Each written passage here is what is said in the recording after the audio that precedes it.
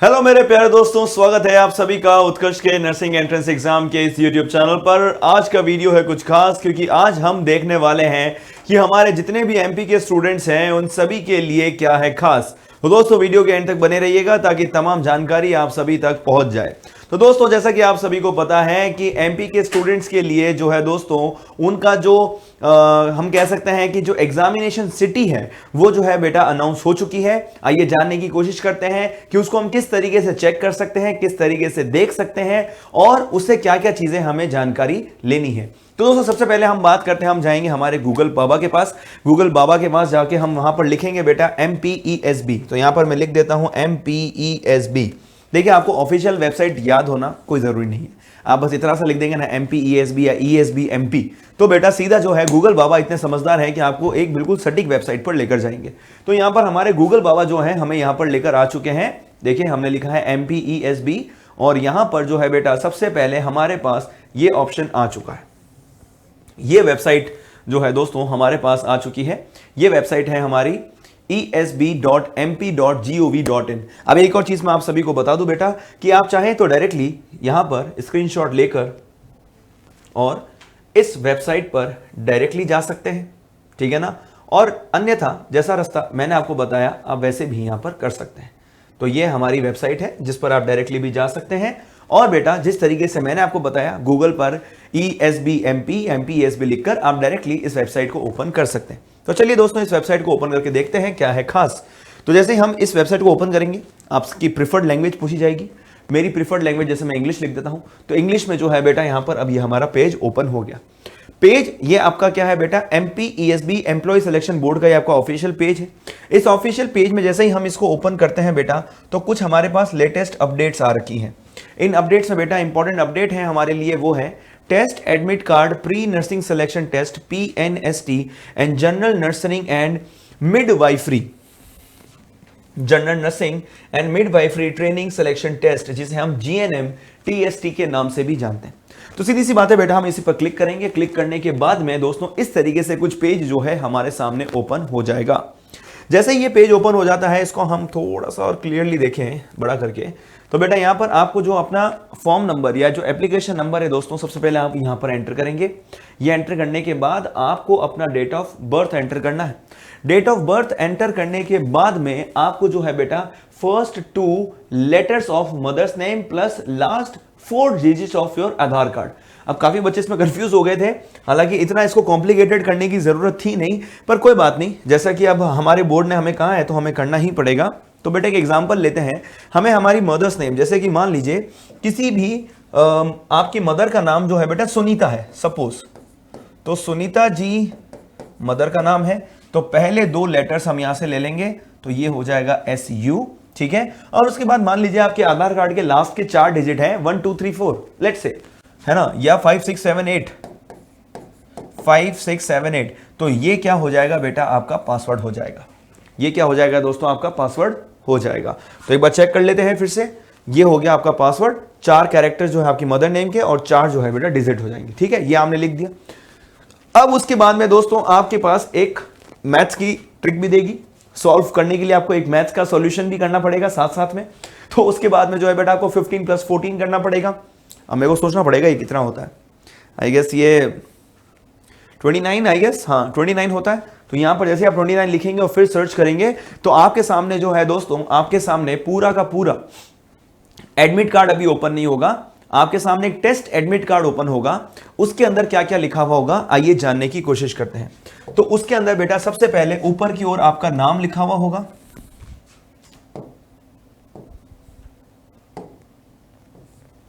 चलिए ऊपर की ओर जो है बेटा आपका नेम लिखा हुआ होगा।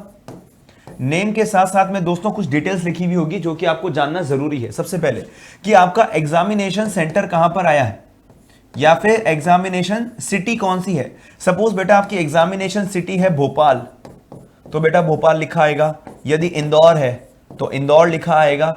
तो आपकी एग्जामिनेशन सिटी कौन सी है वो लिखी हुई आएगी। उसके बाद में दोस्तों आपकी डेट लिखी हुई आएगी, क्योंकि आप सभी को पता है जो एग्जाम है वो 2-3 डेट्स पर होगा, 24, 25, 26, 27, ऐसे 3-4 डेट्स पर जो है एग्जाम होंगे। उसमें PNST का भी होगा और GNM TST का भी होगा। तो उसमें से आपको कौन सी डेट अलॉट की गई है वो डेट लिखी हुई आएगी।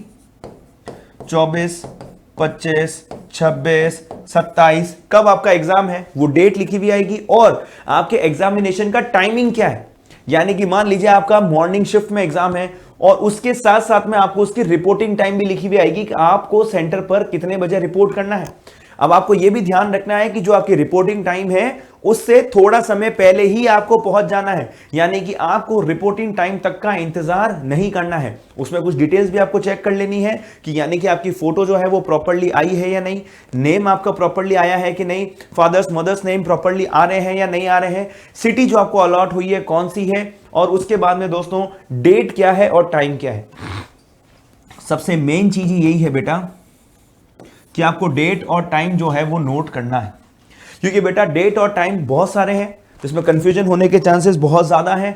अगर आप मिस कर गए अपना डेट और टाइम तो बेटा आप एग्जाम नहीं दे पाओगे, पूरे साल की जो मेहनत है ना बेटा वो खराब हो जाएगी। इसलिए मैं चाहता हूं कि आप अपने डेट और टाइम को अच्छे से मार्क कर लें, उस डेट और टाइम के हिसाब से आप अपने टिकट्स करवा लें, और बेटा हो सके तो अपने अगर आपके अपने ही शहर में अगर आया है सेंटर तो बहुत अच्छी बात है।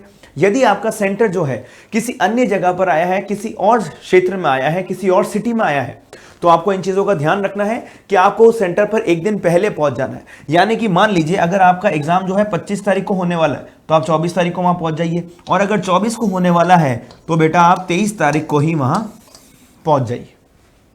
उसे होगा क्या, उसे होगा ये कि मान लीजिए कई बार ऐसा होता है क्योंकि अभी बारिश का मौसम शुरू हो चुका है तो बेटा बहुत ज्यादा चांसेस हैं कि ट्रेन्स वगैरह लेट हो जाती हैं, बसेस वगैरह लेट हो जाती हैं। तो अगर आप बिल्कुल 24 को, जैसे मान लीजिए सुबह सुबह एग्जाम है और आप सुबह ही पहुंचने की वहां कोशिश कर रहे हैं, तो बेटा आप अगर समय पर नहीं पहुंच पाए तो आपको लेट एंट्री नहीं मिलेगी। तो कोशिश कीजिएगा एक दिन पहले आप अगर किसी और सिटी से हैं तो वहां पहुंच जाए, और जो आपका निर्धारित जो आपके रिपोर्टिंग टाइम है आप उस रिपोर्टिंग टाइम से पहले ही पहुंच जाए। क्योंकि जैसे मान लीजिए 8:30 बजे आपका रिपोर्टिंग टाइम है तो कोशिश कीजिए कि 7:30 से 8 के बीच में आप वहां पर पहुंच जाएं, ताकि समय पर जो है आप अपनी चेकिंग करवा लें और उसके बाद में आपको एंट्री मिल जाए। कई बार होता है, देखिए बारिश का मौसम है, बारिश का समय है, मैं फिर से कह रहा हूं आपको 1 से 2 घंटे का एक्स्ट्रा टाइम लेकर चलना है, क्योंकि बारिश हो सकती है। अब बारिश की वजह से ट्रैफिक जो है प्रभावित हो सकता है, ज्यादा ट्रैफिक की वजह से आपका टाइम ज्यादा वेस्ट हो सकता है। ये चीजें ध्यान में रखना बहुत जरूरी है, स्पेशली जब हम एग्जाम के टेंशन में होते हैं, ये सारी चीजें हमारे दिमाग में नहीं आती है। परंतु आप यहां पर आए हैं, आप सुन रहे हैं, तो आपको इस चीज का फायदा होना चाहिए कि आपको जो है एग्जामिनेशन सेंटर में 1 से 2 घंटे पहले पहुंचने की कोशिश करनी है। उससे बेटा आपको जो बारिश से होने वाली देरी है वो नहीं होगी। ये तो हो गई पहली बात। अब दूसरी बात आपको एक और चीज ध्यान रखनी है, वो ये है कि बेटा आपका ड्रेस कोड क्या रहने वाला है। ठीक है ना, आपका ड्रेस कोड क्या रहने वाला है। तो बेटा देखिए आप सभी को पता है कि ड्रेस कोड जो है बहुत ही सिंपल आपको रखना है। पहले मैं बॉयज के बारे में बता देता हूं। आपको जो है बेटा सिंपल टी शर्ट पहन के जाना है, आपको जो है बेटा सिंपल टी शर्ट पहन के जाना है। उसमें अगर कॉलर्स ना हो तो और भी अच्छा है, राउंड नेक या वी नेक वाला आप सिंपल टी शर्ट पहनकर जा सकते हैं। लाइट कलर्स में होने चाहिए, पीच कलर हो गया, क्रीम कलर हो गया, व्हाइट कलर हो गया, इस टाइप के कलर को आप यूज में लीजिए। ध्यान दें कि इसमें कोई भी तरीके के मोटे मोटे बटन्स नहीं होने चाहिए। प्रिफर्ड है कि अगर हाफ स्लीव्स का होगा तो ज्यादा अच्छा है, फुल स्लीव्स के प्रिफर्ड नहीं है दोस्तों।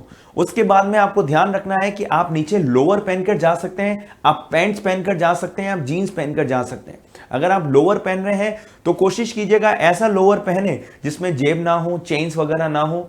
जीन्स वगैरह में तो होती हैं, ट्राउजर्स में होती हैं, पर चेन्स वगैरह नहीं होनी चाहिए पॉकेट्स के ऊपर। सिंपल प्लेन लोअर पहनकर जाइएगा, बहुत ज्यादा डिजाइन वाला या फैशन हमें वहां पर करने नहीं जाना है, हमें सिर्फ हमारा एग्जाम देने जाना है। तो जब आप सेंटर पर जाएंगे तो इन चीजों का ध्यान रखिए। नीचे की ओर आते हैं दोस्तों, हमें क्या पहनना है, सिंपल 2 पट्टी के चप्पल पहनने हैं। ठीक है ना, देसी भाषा में बोलूं तो बेटा आपको 2 पट्टी वाले चप्पल पहनने हैं, ब्लू कलर के जो हवाई चप्पल आते हैं। ठीक है ना, कोई भी तरीके के फैंसी सैंडल्स और शूज तो बिल्कुल भी नहीं पहनने हैं बेटा, शूज तो बिल्कुल भी नहीं पहनने हैं। ठीक है ना, शूज काफी सेंटर्स पर अलाउड नहीं होते हैं, तो वहां पर बेटा जाकर जब ऐसी कोई बात होगी तो आपको ही परेशानी का सामना करना पड़ेगा। ये हो गई बेटा बॉयज का पूरा ड्रेस कोड, सिंपल होना चाहिए। यदि आप बेटा किसी भी तरीके का इस तरीके का कलेवा पहनते हैं तो ये आपको हटाना है। अगर किसी तरीके की फिंगर रिंग अगर आप पहनते हैं तो वो भी आपको हटा देनी है। कानों में यदि आप कुछ पहनते हैं तो उसको आपको हटा देना है। किसी भी तरीके की गले में चेन अगर आप पहनते हैं तो उसे भी आपको हटाकर जाना है। ये कोई भी चीज जो है बेटा अलाउड नहीं है। और ऑब्वियसली बात है बेटा, किसी तरीके का वायर, किसी तरीके का फोन, कैलकुलेटर कुछ भी अलाउड नहीं होगा।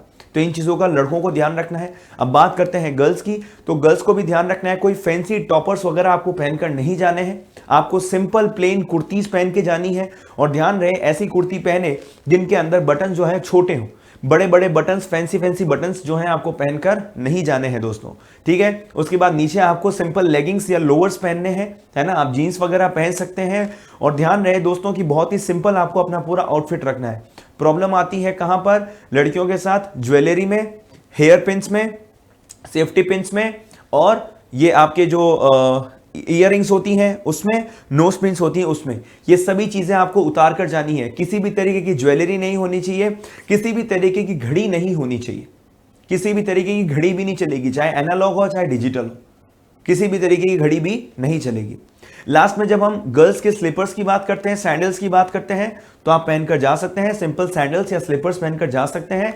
आपको शूज नहीं पहनने हैं। ध्यान रहे जो भी स्लीपर्स या जो भी सैंडल्स आप पहने वो ज्यादा मोटी हील के नहीं होने चाहिए। प्रिफर्ड रहते हैं फ्लैट्स या फिर बिल्कुल पतले से सोल वाले आपके शूज या चप्पल्स होने चाहिए, ठीक है। क्योंकि इसमें जो है बेटा शक की गुंजाइश ज्यादा रहती है अगर कोई मोटे हील्स वाले चप्पल्स पहन के आता है तो, और ये आपको ही पता है ऐसा क्यों, ठीक है बेटा। साथ में क्या क्या चीजें आपको कैरी करनी है? कैरी आपको करना है सबसे पहले आपके साथ अपना एक आधार कार्ड, साथ में अपनी कुछ फोटोज जो कि आपकी उस एडमिट कार्ड में लगा रखी है, और साथ ही साथ में दोस्तों आप चाहें तो एक क्लियर पानी की बोतल साथ में कैरी कर सकते हैं। अगर वो अलाउ करते हैं तो आप अंदर लेकर जाइए, नहीं तो कोई जरूरत नहीं है। एक सिंपल ट्रांसपेरेंट बॉल पेन आप अपने साथ रखिए, और अपने एडमिट कार्ड की ओरिजिनल कॉपी और साथ में एक फोटोकॉपी भी साथ में रखिए। इन केस, क्योंकि बारिश का मौसम है, हो सकता है कि आपकी फोटोकॉपी खराब हो जाए, गीली हो जाए, कोई पेपर फट जाए, तो एक इंटैक्ट कॉपी आपके पास रहनी चाहिए। तो 2-3 कॉपीज आप करवा लीजिएगा। इजीली आप अपने साथ कैरी कर एक फोल्डर में, प्लास्टिक के फोल्डर में, वाटरप्रूफ फोल्डर में उसको आपको कैरी करना है और साथ में लेकर भी जाना है।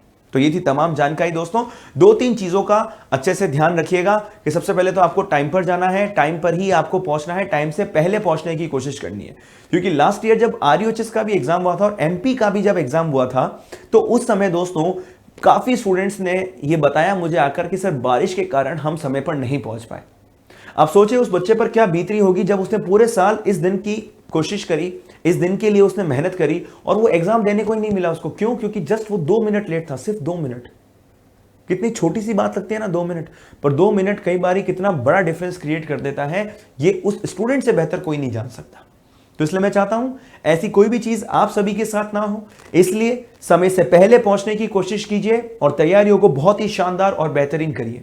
तब तक के लिए दोस्तों, अगर आपको आज की जानकारी अच्छी लगी है तो आप लाइक कर सकते हैं, शेयर कर सकते हैं अपने सभी MP के दोस्तों के साथ, और साथ ही साथ में दोस्तों अगर आप चैनल पर नए हैं तो सब्सक्राइब कीजिए, क्योंकि ऐसे इंपॉर्टेंट वीडियोस आप सभी तक आते रहते हैं। और यदि आपकी कोई सुझाव है, कोई चीज आप पूछना चाहते हैं तो नीचे कमेंट करके भी आप बता सकते हैं। तब तक के लिए दोस्तों ध्यान रखिएगा, पेज से जुड़े रहिएगा। ये अभी तक आपका सिर्फ जो है बेटा आपका एडमिट कार्ड नहीं है, एक टेस्ट एडमिट कार्ड है, यानी कि अभी आपको सिर्फ आपकी जो एग्जामिनेशन सिटी है वो बताई जा रही है, आपको अपना स्लॉट, डेट और टाइम बताया जा रहा है। आपको जो है दोस्तों अभी तक एडमिट कार्ड नहीं आया, तो जैसे एडमिट कार्ड आएगा वो भी आपको बता दिया जाएगा। तो दोस्तों तब तक के लिए all the very best, thank you so much. जुड़े रहिए उत्कर्ष के साथ, thank you and all the very best.